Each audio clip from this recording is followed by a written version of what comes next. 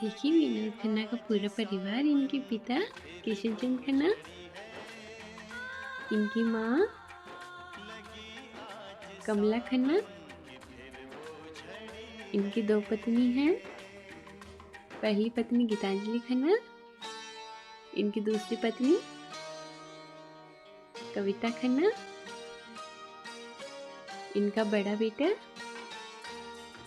राहुल खन्ना जो गीतांजलि खन्ना का है, इनका छोटा बेटा अक्षय खन्ना, ये भी गीतांजलि खन्ना का है।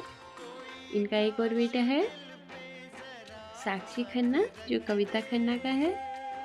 इनकी बेटी श्रद्धा खन्ना, इनका बंगला जो कुछ ऐसा दिखता है।